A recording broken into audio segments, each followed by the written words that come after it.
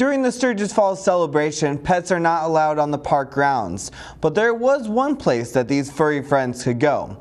Let's take it to Ian and Matt to learn more about this canine competition. Hello, America.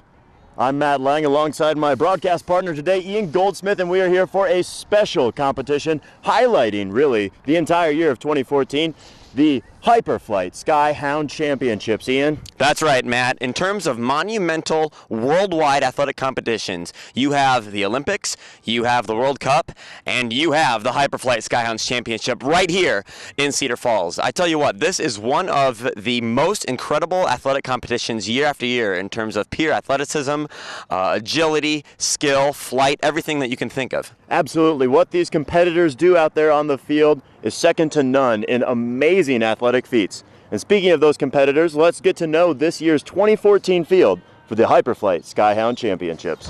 Fetching first today will be Nina, an 8-year-old chocolate lab. As the most veteran dog on the field, Nina has spent 7 of those 8 years as a Skyhounds competitor. Nina has finished second or third most years, but is looking to finally claim the top prize. The second dog on the field today will be Lacey, a fellow veteran whose name will forever go down in Skyhounds lore as a former champion. She has been very competitive as well these past few years and is looking to regain the glory she once possessed. Rue, the third dog, is the rookie of the group. Although Rue is new, that rhymes, let's not rule out this 1-year-old border collie. To put into perspective the age gap, she was only a puppy last year when these other dogs were competing for their 5th or 6th time. Will her youth be a hindrance or an advantage? And last, but certainly not least, we have the boss dog himself. He is the biggest dog in the field, he is the baddest dog in the field, and he is the 3-time defending champion. Ladies and gentlemen, feast your eyes on Chief. An absolutely astonishing field of athletes out there today. It's going to be a close one, I can tell you that much. We have some seasoned vets. We got some young gunners coming in there looking for that prize as well. Yeah, I can already feel my heart racing for the competition to gear up. Before the competition starts, let's take it down to Cindy Carlson, the event coordinator today, and learn a little bit more about the rules and how the event here is going to work. We have an actual field that we set up. We give the dogs 2 rounds of 1 minute each, throwing and catching the frisbee. They're scored by how far, by distance and accuracy, how far they throw the frisbee, how your handler is throwing, and then how well the dog catches. They can score an extra half a point by clearly showing all 4 paws off the ground during the catch. Thank you very much, Cindy, for clearing up the rules and regulations, allowing America to know what we need to be looking for out there today. Well, without further ado, it looks like the athletes are ready to compete. Let's take you down to the field for today's action. Nina is spinning herself into a frenzy, getting ready to kick off today's festivities. Yes, Matt, as you can see by these first few catches, what Nina lacks in athletic ability, she makes up for in her consistency and effort. That she does, Ian. She just rattled off 6 catches in a row. Lacey begins in her crouching tiger hidden doggy position and springs into action. I think Lacey's advantage here is her slick speed, both in sprinting to reach for those long tosses and efficiency in delivering the disc back to her owner. One smooth handoff after another has allowed Lacey to get multiple attempts in, but a few late round drops could cost her. Fetching third today will be this year's only Rookie of the Year candidate, Rue. Not to be confused with Lacey, this border collie sports a different style of play. I think we see some juvenile jitters from Rue in the first round. I'm noticing her handoffs are not quite as clean as the other veteran dogs. Casual fans love the sky-high catches, but it's the seconds between catches that can make or break a Skyhound champion. I agree, but overall not a bad debut for Rue. And here comes our Skyhound's golden boy, both literally and figuratively, Chief. Tell us what you like about Chief, Ian. Well, Matt, as we can see from his first catch, I think what really sets Chief above the rest is his pure athleticism. He's basically the LeBron James of dog frisbee, trumping the competitors with size, speed, and flight. His ability to catch deep and leap high is how he racks up those points. An overall decent round, but some human error there may have cost Chief a few points. Welcome to today's Hyperflite Skyhounds Frisbee Championship Halftime Report. Today's Halftime Report brought to you by Water, It's always been there. It always will be there. Ian, let's talk a little bit about what some of the things you saw down on the field in the first half were. Yeah, absolutely, Matt. There was a lot of really great Frisbee catching out there, I thought, today. A couple dogs that come to mind right away is Chief, the 3-time defending champion. He started very strong, I thought, came bursting right out of the gates with some of those great long Frisbee tosses. Did have a couple tough throws in there from his owner, Matt, but I think he should pick it up a little bit in the second half.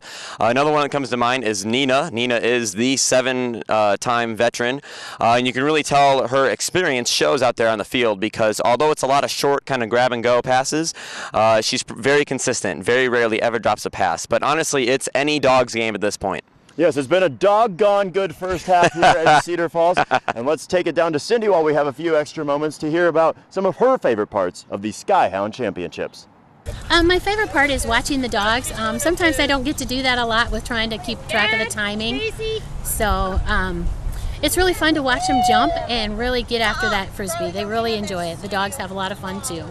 Thank you again, Cindy. Well, it looks like we are about to start the second half here. Each of these dogs has one more minute to prove themselves and claim to be the king or queen of the canines at the 2014 Skyhoundz Championships. Let's take it back down to the field to finish off the action. Nina starts the second half, testing her range with some longer than usual passes. After that rare drop pass, it looks like Nina has returned to her shorter grabs to finish the round with 5 catches, totaling 11 on the day. Lacey starts her second round with some deep discs as well, using that signature speed to her advantage. I like that Lacey is mixing it up here, Matt, going for some shorter tosses to avoid overthrows. Solid round, catching 6 without a single drop. That might be enough to put her out in front. Here comes Rue, who needs to have a strong second half performance to stay in any sort of contention. Great first catch to start off, Matt, but it looks like her owner may have overestimated some of these throws. Frisbee really is a team sport, so it's important for dogs and owners to be on the same page. Communication is key. Completing the day is Chief, who also needs a strong half if he hopes to retain his championship status. Off to a good start, but it looks like Father Time is finally catching up with Chief. He looks a bit slower than last year and is having a harder time running down those deep ones. Another decent showing by Chief, but will it be enough to claim his 4th title? A phenomenal second half put up out there by multiple dogs. This one could come down to the wire, just as we had anticipated, Ian. If I were a betting man, I would not be able to pick a single dog out there, Matt. I have no idea whose dog's game that is at this point. While we have a little bit of time before the results are announced, Ian, how about you talk about some of your favorite moments out on the field today? Yeah, can do, Matt. The play of the day that immediately comes to mind is Chief's very first catch. You can see here why they say he puts the sky in Skyhoundz. Another catch that sticks out in my mind is Rue in the second half, getting some hang time on this one. And I also want to give out a howl to Nina, who was a perfect 6 for 6 in the first half, and Lacey, who was a perfect 6 for 6 in the second half. As a professional dog Frisbee commentator, nothing makes my tail wag more than ruthless consistency. Thank you very much for that analysis, Ian. It does sound like the results are in, so let's get those to you, America. Coming in 4th place is Rue with 12.5 points. I definitely think we can expect some big things from them in the future, Matt. In 3rd is Chief with 13.5 points. I'll be honest, this one surprised me. Wow, it looks like the king has finally been dethroned. In 2nd is Nina with 16 points, which leaves Lacey as our new champion with 20.5 points. Wow, what a surprise! I thought Nina's 11 grabs would be enough, but Lacey had the right formula today to grab the title. A wonderful tandem out there. It really takes two to tango, and those two showed it out on the field today. Let's cut down to Ian. He is in the winner's circle to have an interview with the champions. Well, I'm down here in the winner's circle right now with Lacey and her owner, Ben. You guys pulled out a great upset today. You're going up against a returning veteran, the 3-time returning champ, and you guys came out as the new champion. How do you feel? Feel good. Just want to say, thanks to Skyhoundz and the Hyperflite for the competition today. It was a good event, and yeah, I think I didn't rain. Absolutely. Now, a great showing by Lacey today. How did you all prepare for the event today? Luckily, I got kids that hound me on getting out here every day and throwing the Frisbee, so if it wasn't for them, I probably wouldn't be out here throwing with her right now. So just want to thank the kids for giving me the motivation to get out here and have fun and play. Absolutely. Thank you, kids. I got one last question for the winner herself. Lacey, any thoughts on the event? Very good. All right, will you be out next year? All right, for sure. Absolutely. Congratulations. Thanks a lot. Well, that's all the time we have for this broadcast. I want to thank my commentator up here in the booth, Ian Goldsmith, from Matt Lang, and all of us here. Have a wonderful evening, and don't let the dog days of summer get you down. Thanks for that broadcast, Ian and Matt. It was a howler.